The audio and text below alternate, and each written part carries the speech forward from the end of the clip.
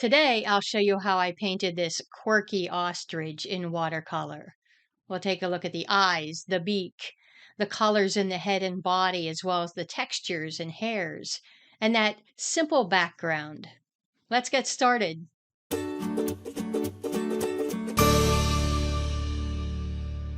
I found this public domain reference photo on Wikimedia Commons. I was drawn to the photo because the ostrich looks annoyed, and I wanted to recreate that mood in the painting. I used 140-pound cold press paper with Winsor and Newton colors, ultramarine blue, burnt sienna, a bit of Winsor lemon or your favorite yellow, permanent rose and yellow ochre, and Winsor blue green shade.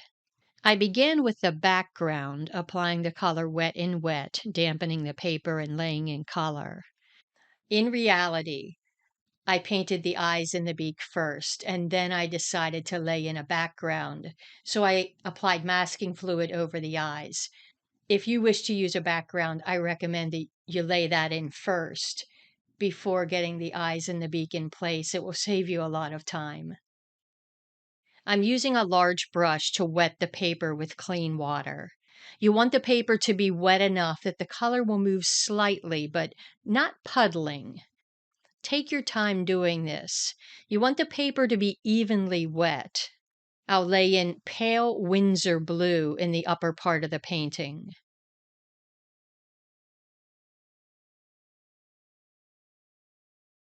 Tilt the painting, allowing the color to move.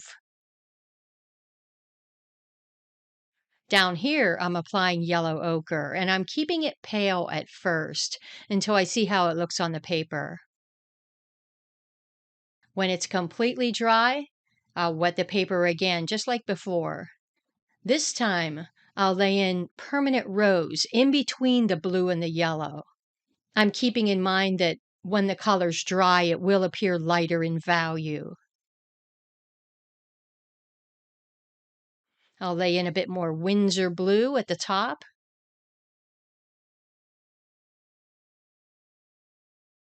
And we've got a simple pale background. And when it's dry, we'll move into the ostrich. I like to start with the eyes because they help to create the personality or the character of the subject. And taking them almost to completion provides to me a feeling of confidence. It's like they're encouraging you as you progress through the painting. And I use a formula to paint the eyes, which serves as a helpful guide. We'll begin with a pale gray map of what will be the darkest parts of the eyes, including the pupils. I like to use a gray mix of ultramarine blue and burnt sienna, and I encourage you to use your favorite gray or black. Next, we'll begin to build the browns. I often start with a layer of yellow. This helps to create a glowing brown. This is the first layer of brown. It's burnt sienna. Let's reinforce the darkest parts so that we can keep track of where they are. I'll use a slightly thicker consistency of gray, and this will create a darker value. Reinforcing the darkest parts will help us decide how dark to go with the browns of the eyes. I'd like to see a dark brown in the inner area, and I'll gently touch in a mix of burnt sienna with a bit of gray. When you add a little bit of gray to the burnt sienna on the palette, it creates a darker brown. I'll create a different kind of brown here, not as dark. This is burnt sienna with just a touch of gray in the mix. Use a gentle touching motion to refine the colors, going darker where needed, creating a smooth transition from lighter to darker brown. I'm beginning to lose track of the pupil, and I'll gently touch in straight ultramarine blue, a thicker consistency. This will create a black on the paper. The eyes are almost finished, and we'll make final refinements when the surrounding colors are in place. So next, let's move into the beak. In creating the beak, you're going to see the formula or the process that I use in every part of a painting. So first, Just like in the eyes, we'll begin with a pale brownish gray map of what will be the darker lines and shapes, including the nostrils. This pale map will serve as a guide. It will help me to keep track of all these shapes as we apply further colors. And layer by layer, we will take those nostrils darker. Next, we'll establish the foundational colors. This is a pale map of colors that we see underneath the darker values.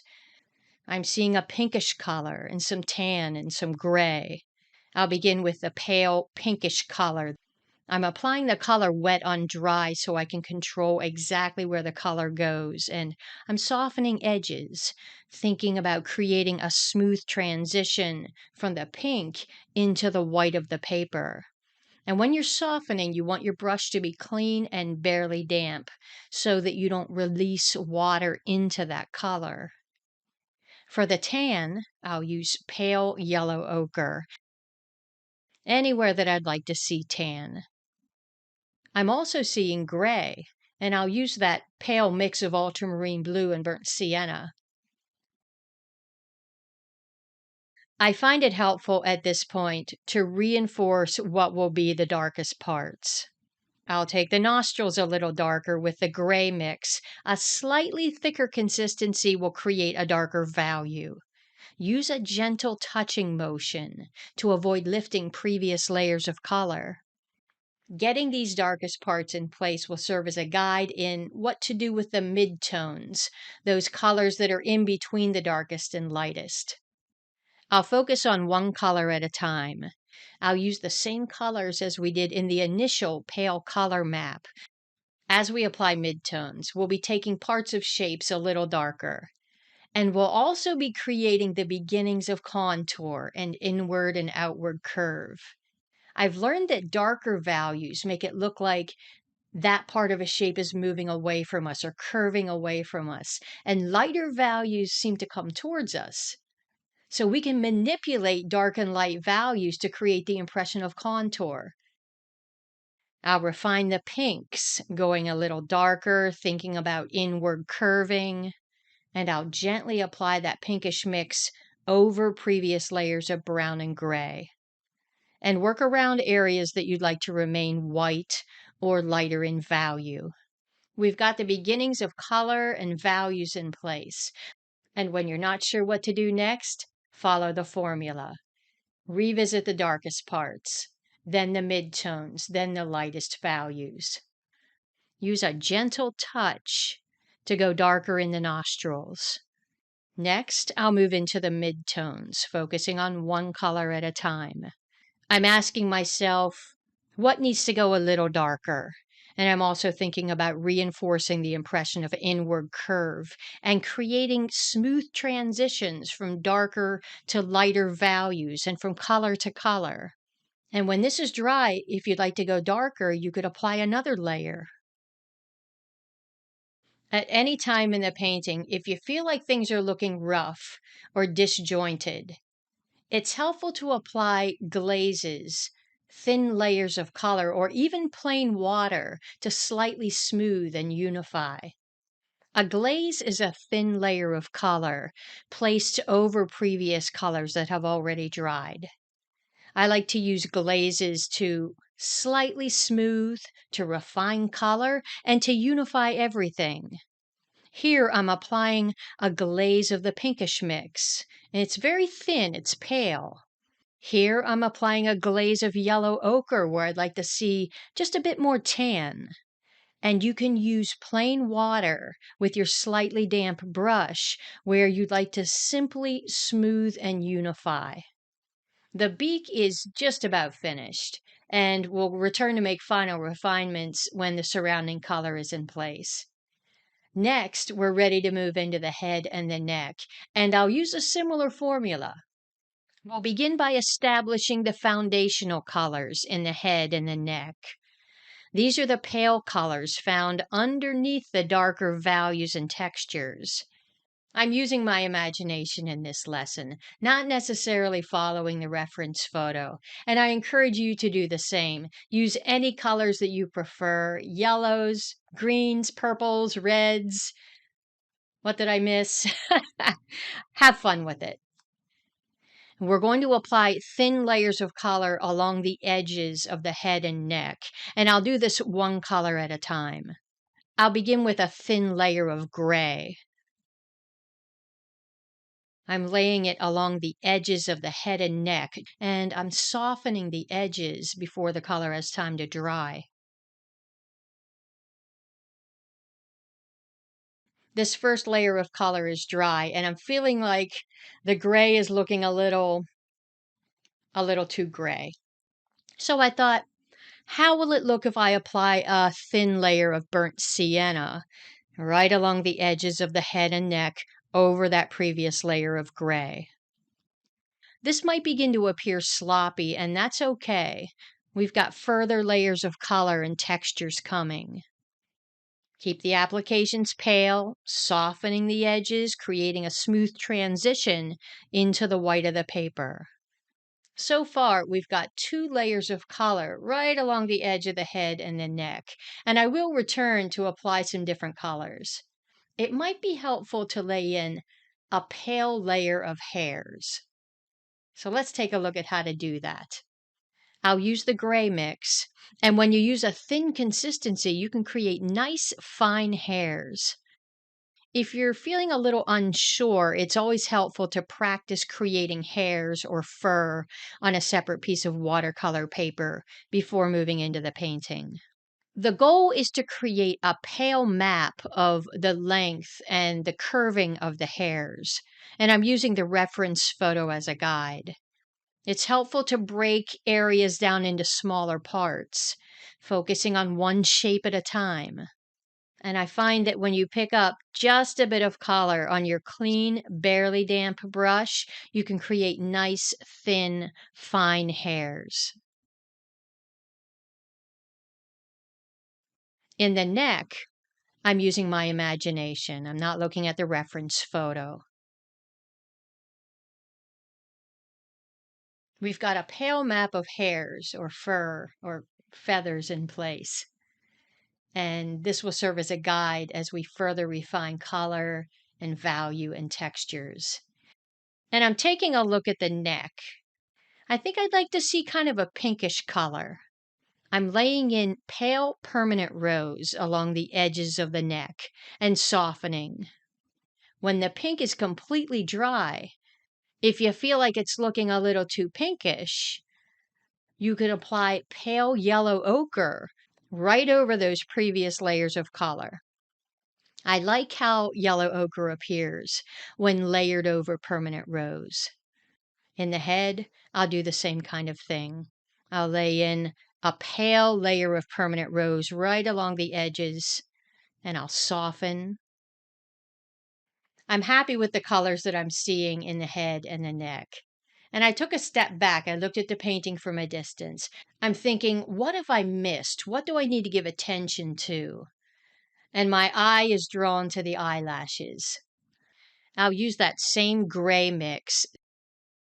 I'm creating a map of the length and the curve of the lashes, and it will go darker.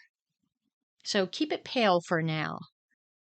When dry, we can take the lashes darker using that same gray mix, a slightly thicker consistency to create a darker value.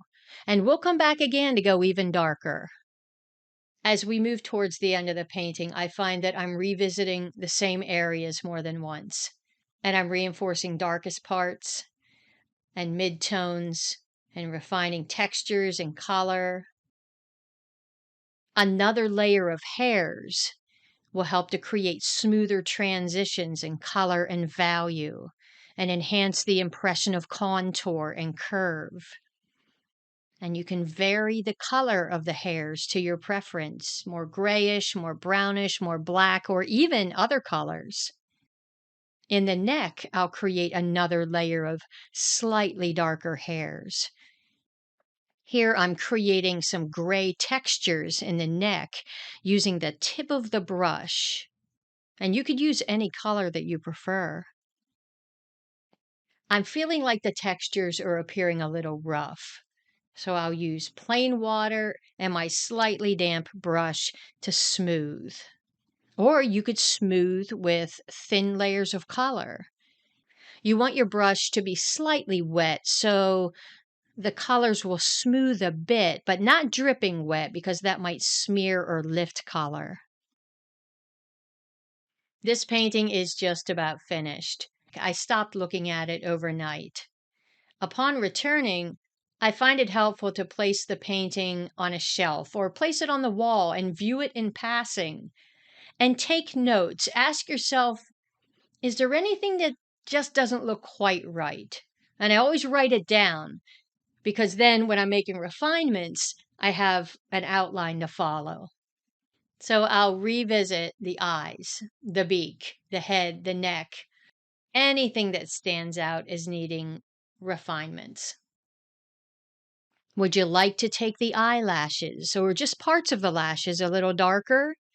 Use the gray mix, a slightly thicker consistency. Revisit the eyes. Would you like to take any parts of the eyes a little darker or refine the color? Here I'm gently touching in bluish gray where I'd like to see the dark brown. The gray will create a dark brown on the paper due to all those previous layers of brown. And I'm thinking about creating a smooth transition from dark to light brown. And I'm thinking these eyes are finished. If you'd like the ostrich to appear a little more untidy, you could apply scraggly hairs coming out from the edge. I'm using burnt sienna, a thin consistency, to lay in brown hairs of different lengths. And how about some black hairs? If you'd like to do some smoothing or refine color, gently apply thin layers of color or plain water to slightly smooth. When you think you're finished with the painting, stop looking at it for a while, for a couple of hours or even overnight. And then upon returning, place it on a shelf and look at it from a distance and see how the painting looks inside the mat and inside the frame. And when you're happy with what you see, you're finished. If you'd like to paint this ostrich, the full step-by-step video tutorial in real time is available inside my watercolor school. I hope you found this video helpful and enjoyable, and please give it a like. It helps to support the channel. And don't forget to subscribe. I'll see you soon.